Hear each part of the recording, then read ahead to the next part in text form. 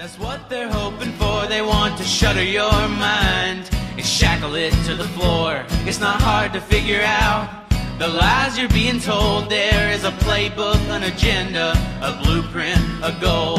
So open your eyes wide enough to see you're the target they are aiming for. You're the enemy. Now in order to defeat them and take back what is yours, you must expose what is evident. Ready? Hi.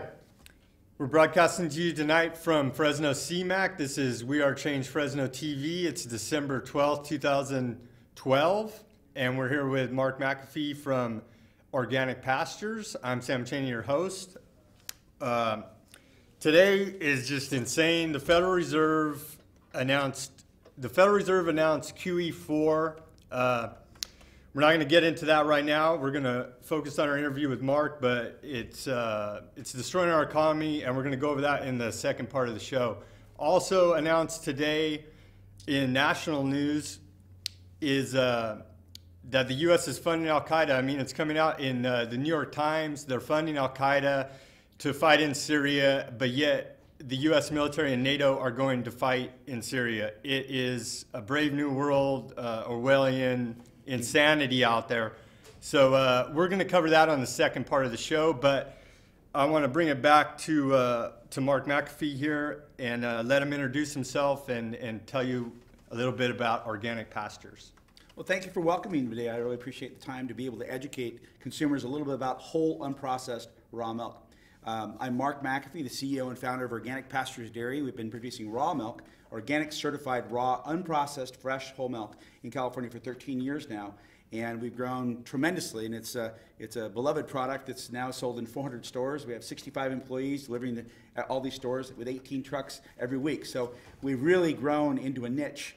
And it's because of educational outreach that people understand now how their immune systems work and how raw milk can play a very important part in making their gut healthy, so to speak. So Mark, on this show we try to tie in globalization and New World Order to local issues and show how, because it seems like we can be so far removed from that, from the globalization, but we see the impact here locally. And so I wanted to ask you, how do you see globalization affecting your industry locally here, or do you see it affecting you? We are a local product. Okay. We are not connected, other than the internet, to people around the world who watch us constantly because they want to emulate us. So I'm not really affected too much by the globalization issue because we are absolutely rejecting being globalized ourselves.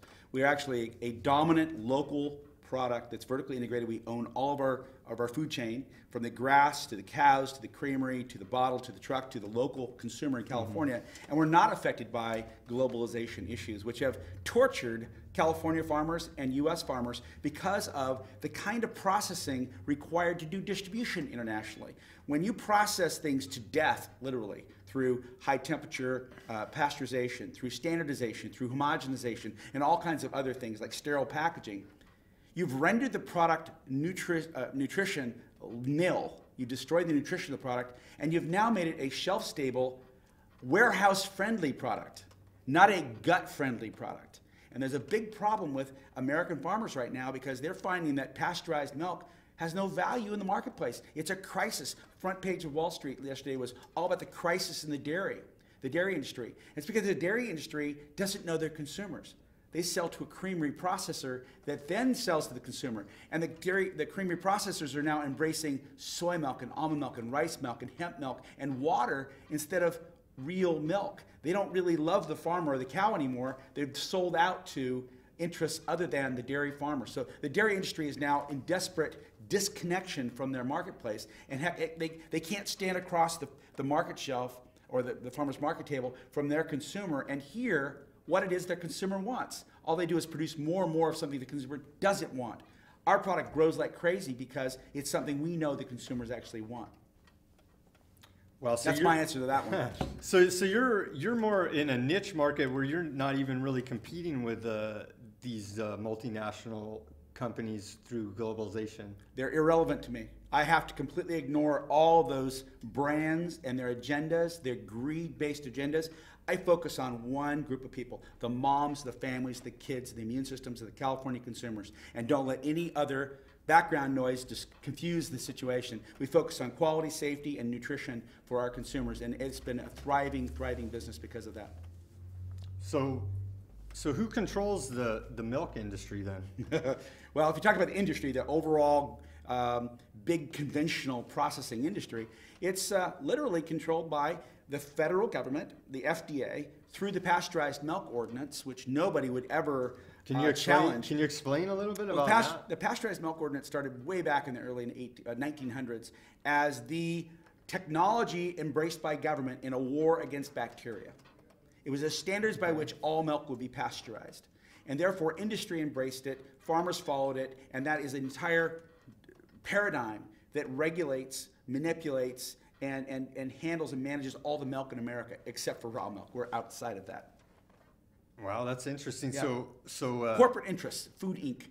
They basically manipulate and manage the milk markets. And then, so can you explain a little bit how you have found that niche and taken yourself out of that fray?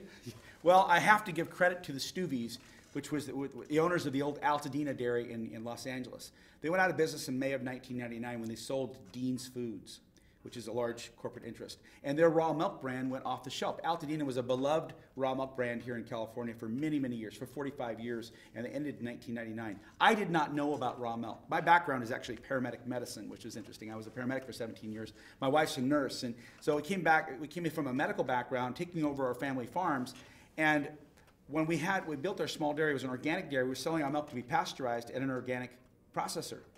And we had people showing up from Los Angeles saying, we want our milk raw, and here's why. And I listened to them. And there was a big vacuum in California because Stubby's and Altadena was gone missing, and there was a vacuum of people in Los Angeles that wanted raw milk. We started to serve them, and that market has really grown ever since because of that. Wow, that's really interesting, the history behind it. Can you explain a little bit about the inhumanity against animals, against the cows at these factory farms, and how these factory farms are how you differentiate your production model from theirs? Well, our farming operations are cow-centered. Sun, grass, cow, that's the beginning of how our food chain begins. And we give our cows lots of wonderful love and attention and good feed and green pastures and sunlight. And that's critical to the not only the nutrition of the milk, the health of the cow, but also the safety of the milk. Because if you have sun and pastures, that's the yogurt kind of good beneficial bacteria. If you put a cow in a super confined area, especially if it's muddy and lots of grain is given, hormones and antibiotics, you start getting the wrong kind of bacteria, and you could never produce raw milk in those kinds of environments. So it's all about the disconnection of the consumer to the farm and the farmer's disconnection to the consumer. If the farmer really doesn't care about the consumer because he cares about a processing company, then he's going to serve the processing company. The processing company could care less about the conditions on the farm. They care about how cheap the milk is. We care about the conditions on the farm because the nutrition of the cows matters, the nutrition of the milk matters, and the safety of the milk matters. So you have to work with Mother Nature, not against her, to create an environment where you can have healthy, safe raw milk.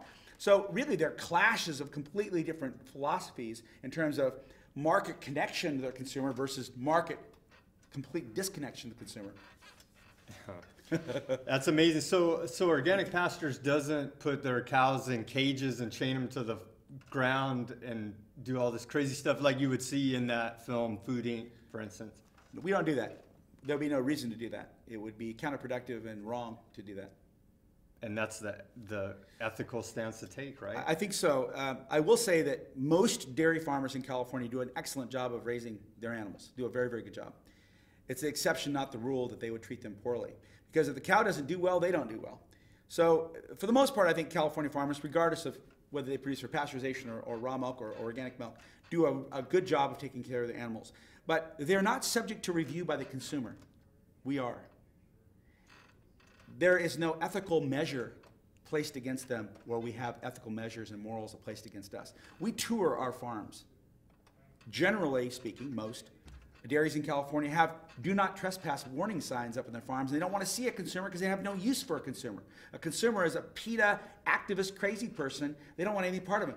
I see a consumer as absolutely end-all be-all of my educational mission is to talk to consumers and connect them to the reality of your gut bacteria and how you need to have whole unprocessed food. You know, breast milk is raw milk, and the doctors are saying, please, you know, for the sake of God, breastfeed your babies because it's so important for their health. Well, when the babies finish breastfeeding with their mom, they thrive on raw milk from organic Pastures dairy after 6 or 7 months of breastfeeding.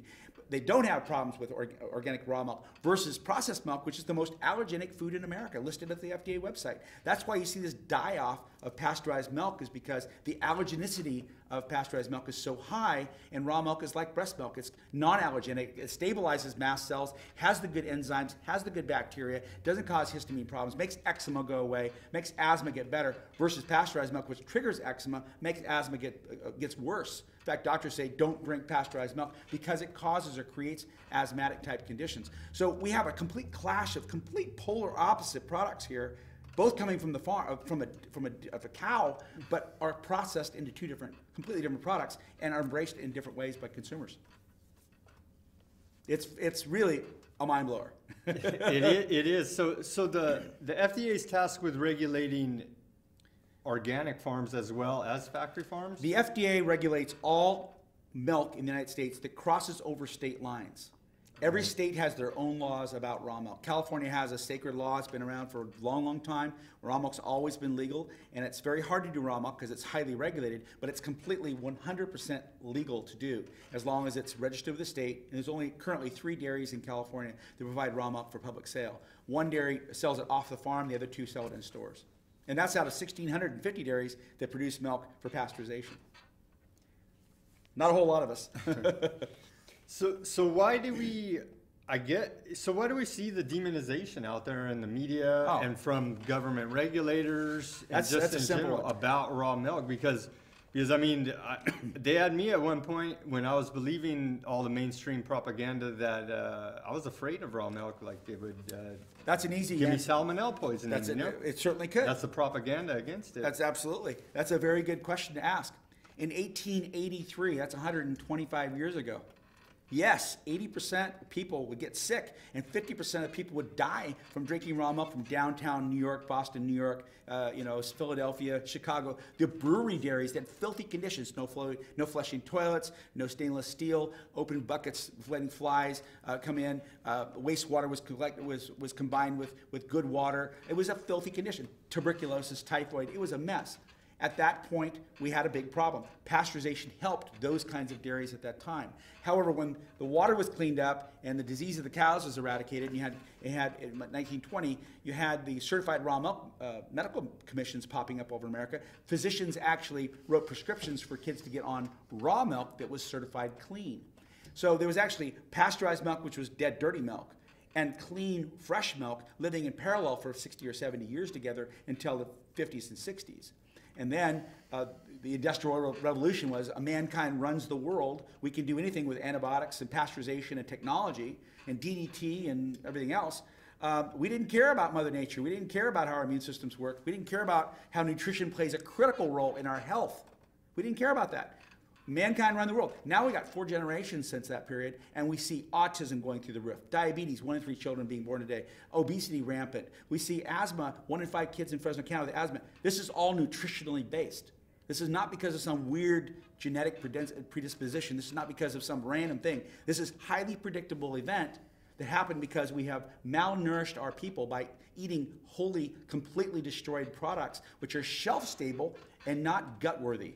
It's the food you find in a warehouse shelf that stays there for months or years at a time is not worthy of digestion. And that's the food of our great-great-grandparents that is missing now on the shelves that we should be consuming. We're not eating out of gardens. We're not eating out of directly from farmer consumption and farmers markets. We're now eating out of warehouses that have this shelf-stable Twinkie food that's good for 10 years. That's bad news, and it's not digestible. And pasteurized milk is in that category of product. And so all the processed food, and like you said, even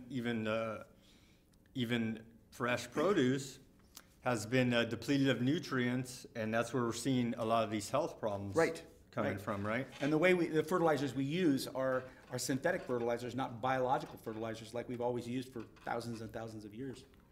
And so, but why are we seeing this this continued demonization? You know, with all the warnings, the salmonella warnings, the recalls, and all this stuff. And I know that it's costing you guys in the pocketbook, right? Well, we haven't had that many recalls. We've had 2 of them in the last 5 years or so.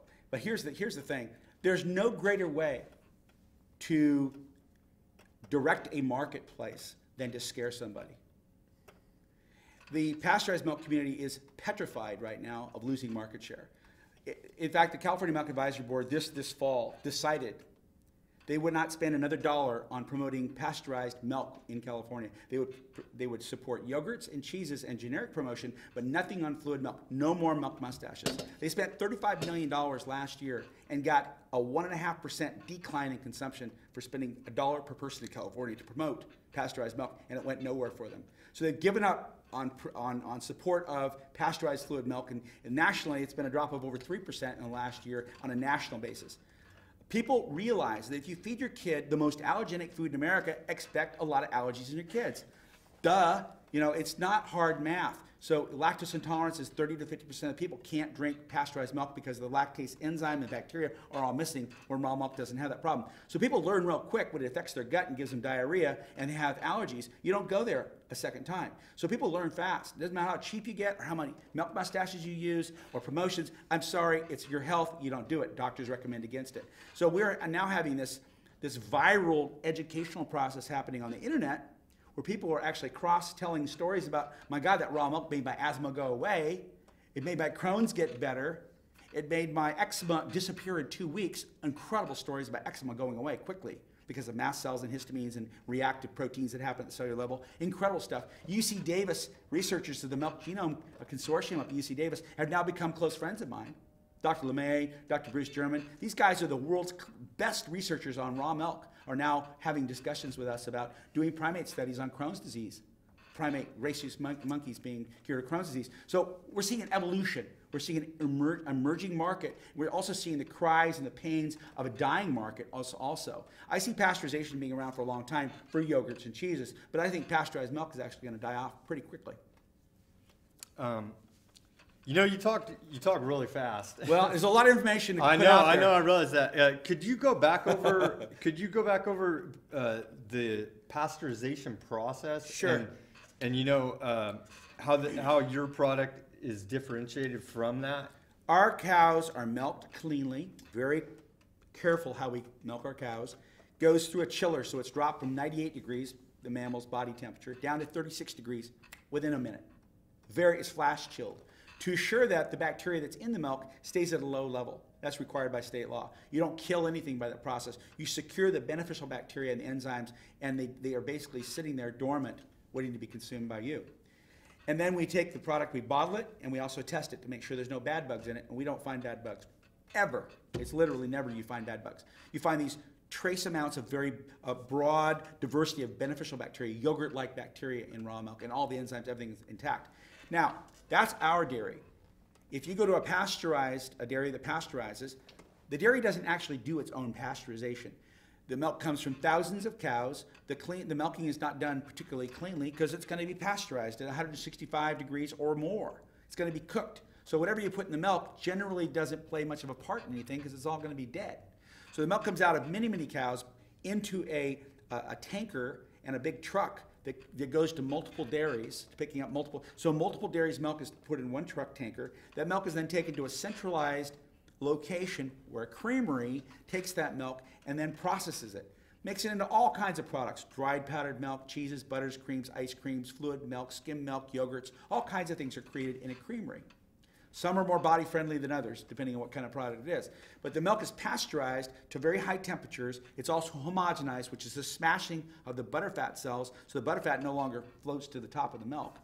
And it also has supplementation and dry powdered milk and other things added to it, vitamin D and other things that are depleted during the pasteurization process are added back into it. So now you get something that looks white, it's cold, but it's really not milk anymore.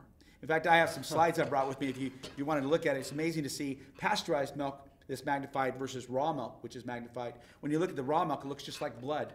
All the components are actually spherical, and it all has wonderful biological design. It's alive, right? It's alive. You look at the pasteurized milk, it looks like sandpaper. It's dead. It's completely dead. There's no shape to it. It's all just completely annihilated. It looks like sandpaper versus a living, organized food. And so you know what's creating this problem, and that's basically, you see the difference between literally a living whole food versus this completely obliterated pasteurized milk, which is the most allergenic food in America. And so, what are, we're big against GMOs. We Yep. campaigned. I am too. We campaigned for yes on Prop 37. So can you explain some of the health benefits of drinking raw milk? Well, to talk to Dr. Bruce German. And a little bit about Sure. how all your feed is non-GMO, how you guys are totally organic with Correct. everything, and Correct. about how all that ties together to the cow's health and high quality milk. Genetically modified organisms. Vladimir Putin in Russia, bless his soul, just kicked them out of Russia. China won't have them. Europe won't have them. Canada won't have them. America and Mexico are about the only countries in the world that have any GMO influence, in the food. And that's because Monsanto is wanting to own and patent life.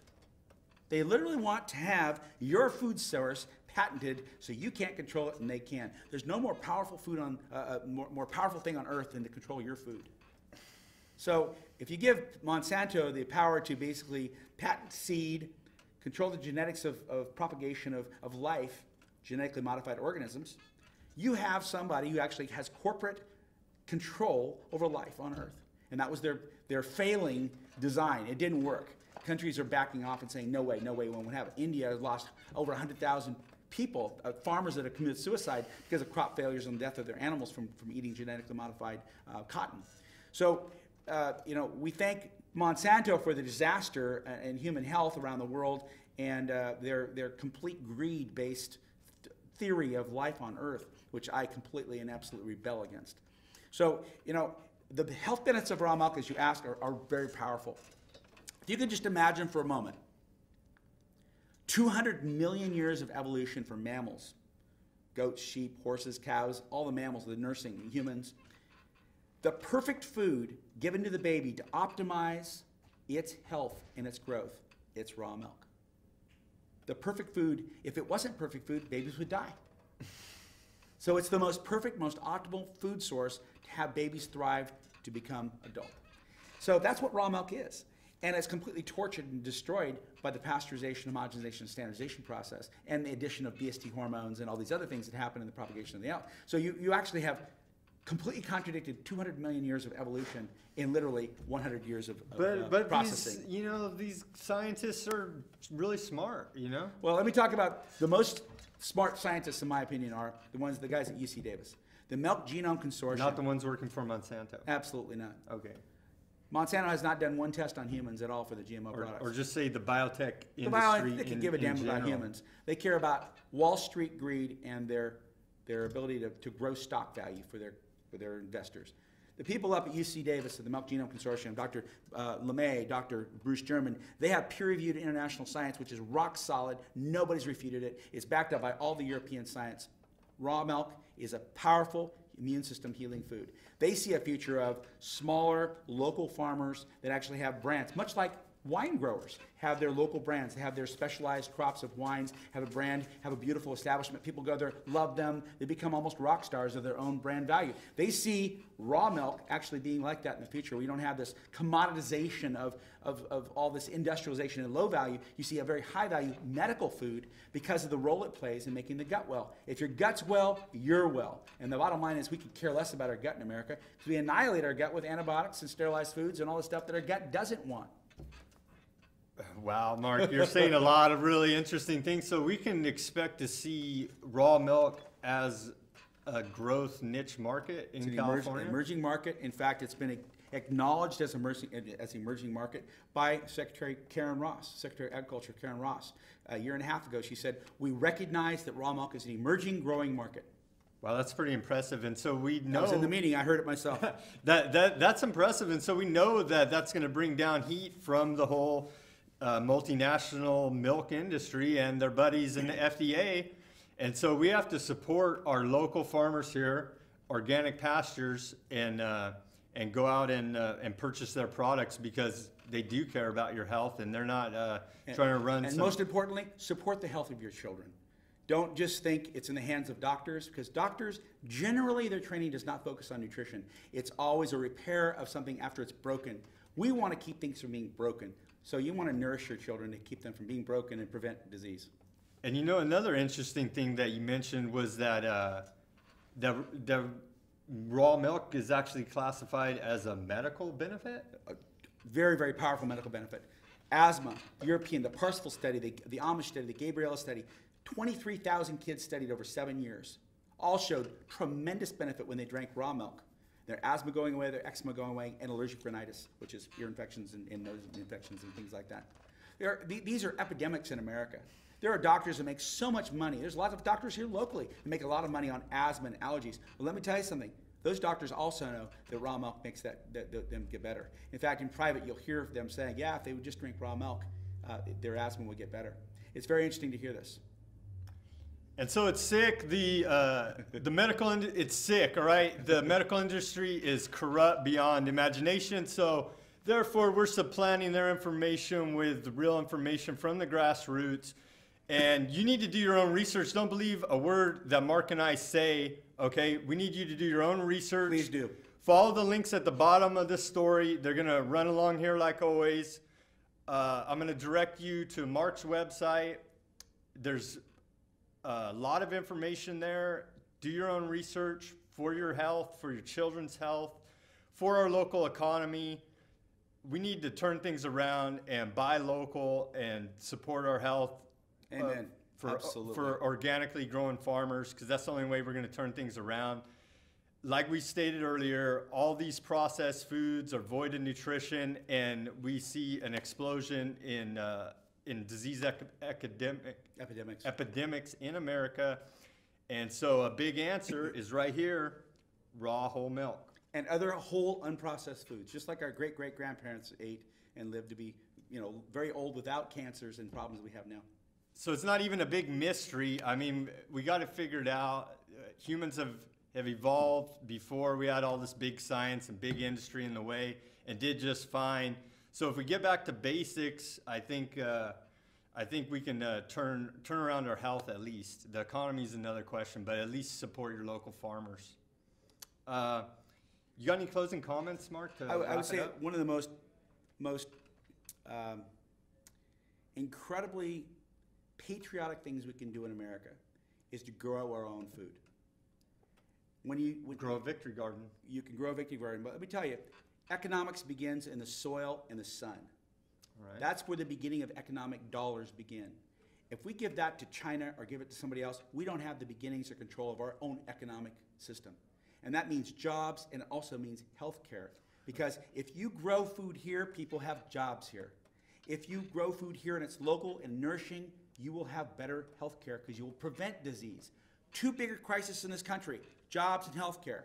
I feel incredibly patriotic at Organic Pastures Dairy because we change health all the time for the better, and we've created a lot of jobs here. We can replicate our model across America and actually help our country get off of its sickbed it's on right now, because we've outsourced our jobs and we're eating cruddy food, and we can bring ourselves back to an economic viable country as well as a nutritionally viable country and prevent disease through having a good gut that works properly. Wow. Thanks, Mark. You bet. If we can we got the solution right here. Mark has the solution. If we can just get the government and the rest of the biotech industry, who's standing in the way? Big corporate greed, putting their multi-million-dollar paychecks before the country's families' needs in terms of nutrition. That's the problem. Okay, there you heard it. Check out Organic Pastures, and we'll see you on the next show. Don't let them win you over. That's what they're hoping for. They want to shutter your mind and shackle it to the floor. It's not hard to figure out the lies you're being told. There is a